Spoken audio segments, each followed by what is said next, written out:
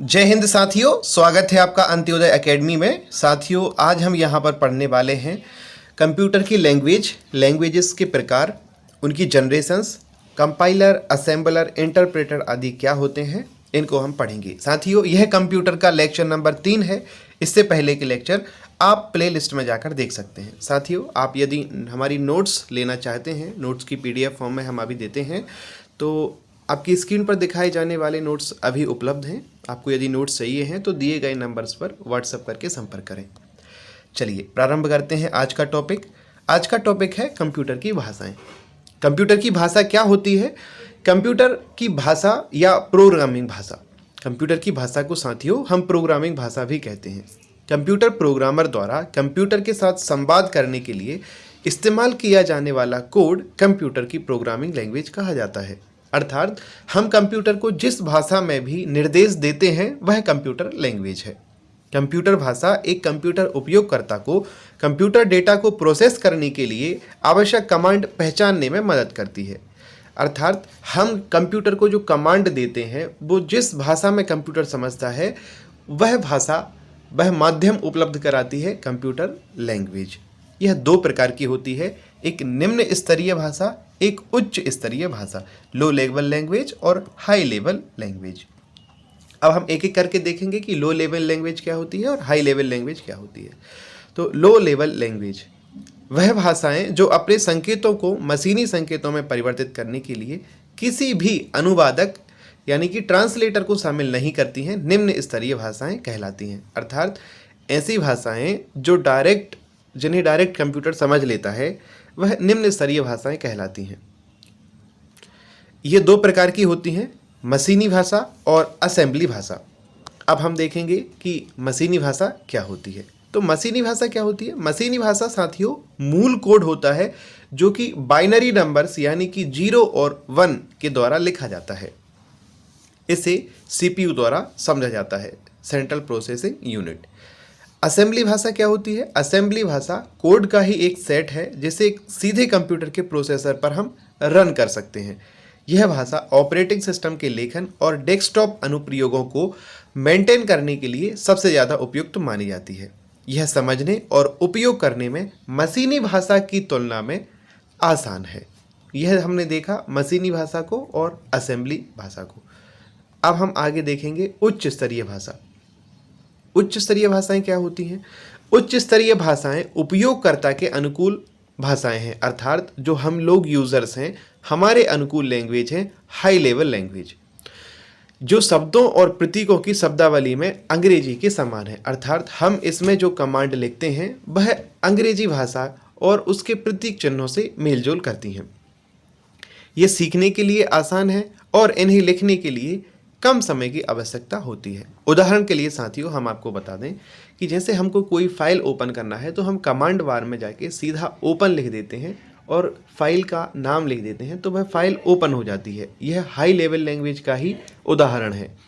यदि low level language में हम इसकी चर्चा करें तो लो लेवल लैंग्वेज में हमको 0 और 1 यानी कि बाइनरी नंबर्स की कोडिंग तैयार करनी होगी जो कि ओपन कमांड को रन कराने के लिए ज़रूरी होगी। तो यह बहुत ज़्यादा कठिन होगी कि हम 0 और 1 का इतना कॉम्बिनेशन उसमें क्रिएट करें। और उच्च स्तरीय भाषा में हमको केवल ओपन कमांड लिखना होती है। तो चलिए आगे देखते हैं। यह मशीन आधारित ना होकर समस्या उन्मुख भाषा है, अर्थात यह मशीन ओरिएंटेड नहीं है बल्कि प्रॉब्लम ओरिएंटेड है। इसके कुछ उदाहरण देख लेते हैं, जैसे कि कोबोल व्यावसायिक अनुप्रयोगों के लिए प्रयोग की जाने वाली भाषा है। फोर्ट्रॉन इंजीनियरिंग और वैज्ञानिक अनुप्रयोगों के लिए प्रयुक्त की जाती है। पास्कल सामान्य उपयोग और एक शिक्षण उपकरण के रूप में इसका उपयोग किया जाता है पास्कल लैंग्वेज का। C और C++ सामान्य प्रयोजन के लिए वर्तमान में सबसे ज़्यादा लोकप्रिय भाषाएं हैं। प्रोलॉग यह आर्टिफिशियल इंटेलिजेंस के लिए उपयोग की जाती है। जावा का प्रयोग वेब सामग्री और गेमिंग के लिए इसका प्रयोग किया जाता है। तो ये हमने देखा उच्च स्तरीय भाषा को और उसके कुछ उदाहरणों को। अब हम आगे देखेंगे इनकी पीढ़ियों को, लैंग्वेजेस की पीढ़ियाँ कौन कौन सी हैं उनको यहाँ पर हम देखेंगे। तो पहली पीढ़ी जिसमें मशीनी भाषा की पीढ़ी को सम्मिलित किया जाता है, इसे कंप्यूटर सीधे समझता है और इसी भाषा को समझता है। 0 और 1 में ये लिखी जाती है। द्वितीय पीढ़ी की भाषा की असेंबली भाषा को इसमें सम्मिलित किया जाता है। यह न्यूमोनिक कोड में लिखा जाता है। इसे मशीनी भाषा में बदलने के लिए असेंबलर का प्रयोग किया जाता है। तृतीय पीढ़ी या उच्च स्तरीय भाषाओं में हमने अभी देखा था C++, Fortran, Pascal, COBOL, BASIC, ALGOL, Java आदि का प्रयोग इसमें किया जाता है। तृतीय पीढ़ी की भाषाओं को मशीनी भाषा में बदलने के लिए इंटरप्रेटर की आवश्यकता होती है। साथियों, इंटरप्रेटर, कंपाइलर और असेंबलर को हम आगे देखेंगे, तुलनात्मक रूप में इनका अध्ययन करेंगे तो यह सारा क्लियर हो जाएगा। चौथी पीढ़ी में SQL यानी कि स्ट्रक्चरल क्वेरी लैंग्वेज इसमें आती है।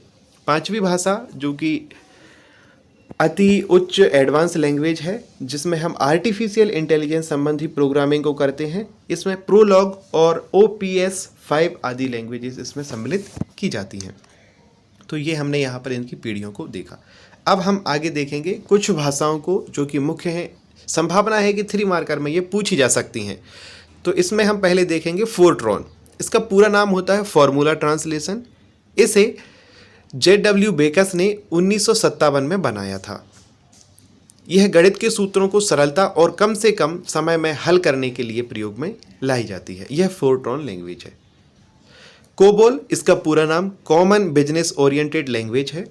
इस भाषा का उपयोग अधिकतर हम व्यावसायिक क्षेत्रों में करते हैं। यह हमने यहाँ पर कोबोल देखा। C++, साथियों सबसे ज़्यादा संभावना है कि C या C++ पूछी जा सके, क्योंकि यह सबसे ज़्यादा लोकप्रिय भाषाएं हैं। C++ एक स्थैतिक टाइप, स्वतंत्र प्रपत्र, बहुप्रतिमान संकलित, सामान्य प्रयोजन प्रोग्रामिंग भाषा है। अर्थात इसका इतने क्षेत्रों में हम प्रयोग कर सकते हैं कि यह बहुत प्रतिमान संकलित यानी कि बहुत ज़्यादा क्षेत्रों के डाइवर्सिफाइड क्षेत्रों को कवर करती है और जनरल पर्पस के लिए भी यह उपयोग की जाती है प्रोग्रामिंग में।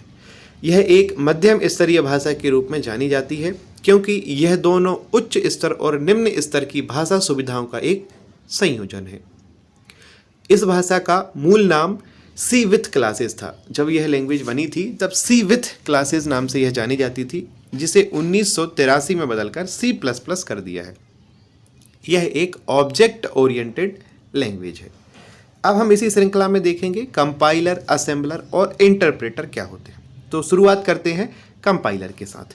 कंपाइलर यह पूरे प्रोग्राम को स्कैन करता है और एक ही बार में पूरे प्रोग्राम को मशीनी कोड में कन्वर्ट कर देता है। तो कंपाइलर क्या है साथियों, पूरे प्रोग्राम को स्कैन करेगा और एक साथ पूरे के पूरे जो प्रोग्राम हमने लिखा हुआ है उच्च स्तरीय भाषा में, उसको निम्न स्तरीय भाषा या मशीनी भाषा में कन्वर्ट कर देगा। असेंबलर क्या करता है, यह प्रोग्राम को कुछ फेसेस में यानी कि कुछ खंडों में स्कैन करता है और इंटरप्रेटर एक एक लाइन को प्रोग्राम को स्कैन करता है और उसे फिर ट्रांसलेट करता है। इसमें सोर्स कोड को एनालिसिस करने में काफ़ी ज़्यादा समय लगता है। कंपाइलर जब सोर्स कोड को रीड करता है तो पूरे डॉक्यूमेंट को एक साथ रीड करता है, इसलिए इसमें समय ज़्यादा लगता है। असेंबलर में खंडों में यह स्कैन करता है, इसलिए इसमें कम समय लगता है। और इंटरप्रेटर में भी ज़्यादा समय लगता है, लेकिन यह प्रोसेस को एग्जीक्यूट जल्दी कर देता है, क्योंकि interpreter line by line scan करता है तो स्कैनिंग में थोड़ा टाइम लगता है, लेकिन एग्जीक्यूशन में इसमें समय नहीं लगता है। अब कंपाइलर की बात करते हैं कि इसमें अधिक मेमोरी स्पेस की ज़रूरत होती है, क्योंकि यह सारे जो सोर्स कोड लिखा गया है उसको ट्रांसलेट करेगा, इसलिए मेमोरी ज़्यादा ज़रूरत है। असेंबलर में अब खंडों में करेगा तो ज़्यादा मेमोरी की ज़रूरत नहीं है, और इंटरप्रेटर में भी लाइन बाय लाइन यह ट्रांसलेट करेगा तो इसमें भी मेमोरी की ज़्यादा ज़रूरत नहीं पड़ती है। तो यह हमने यहाँ देखा। अब हम फिर से बात करते हैं कंपाइलर की। यहाँ पर कंपाइलर में हम सबसे पहले देखेंगे कि यह पूरे प्रोग्राम को एक साथ स्कैन करने के बाद गलतियों को ढूंढता है। वहीं असेंबलर फेसेस में गलतियों को ढूंढता है और इंटरप्रेटर लाइन बाय लाइन गलतियों को ढूंढता है। कंपाइलर के साथ काम करते समय डिबग करने में काफ़ी ज़्यादा समस्याओं का सामना करना पड़ता है, क्योंकि यह एक साथ पूरे डॉक्यूमेंट को सारे प्रोग्राम को ट्रांसलेट करता है, तो जो भी समस्याएं या जो भी एरर्स आती हैं उनको ढूंढने में ज़्यादा समय लग जाता है, इसलिए इसमें समस्याएं ज़्यादा आती हैं। अब असेंबलर में डिबगिंग करने में परेशानियों का सामना तो करना पड़ता है, परंतु इतनी भी नहीं जितनी कि कंपाइलर में, क्योंकि यह खंड में करता है तो हर खंड पर एरर को सामने देखा देता है, तो उसे सही करने में आसानी होती है। और इंटरप्रेटर के साथ यह लाइन बाय लाइन करता है, तो जिस भी लाइन में एरर होती है वह वहीं पर बता देता है, तो वह जल्दी से रिसॉल्व हो जाती है। कंपाइलर के कुछ उदाहरण हैं जैसे कि सी और C++, असेंबलर के भी कुछ उदाहरण हैं जैसे कि GAS, GNU, और इंटरप्रेटर के भी कुछ उदाहरण हैं जैसे रूबी एंड पाइथन आदि। तो ये यहाँ पर हमने देखा साथियों, कंपाइलर, इंटरप्रेटर और असेंबलर में अंतर। तुलनात्मक रूप से ही हमने इसे देख लिया, तो इससे यदि अंतर आ जाता है तो वो भी आप करने में आपको आसानी होगी। यदि 5 मार्कर अकेला आता है तो उसे भी आसानी होगी, और 3 मार्कर यदि आता है किसी एक पर्टिकुलर का तो उसे भी आप आसानी से सॉल्व कर सकेंगे। तो साथियों, यह हमारा लेक्चर 3 था। अब आगे मिलेंगे आपको अगले लेक्चर में। तब तक के लिए धन्यवाद। जय हिंद, जय भारत। लेक्चर को शेयर करते रहिए और पढ़ते रहिए। जय हिंद।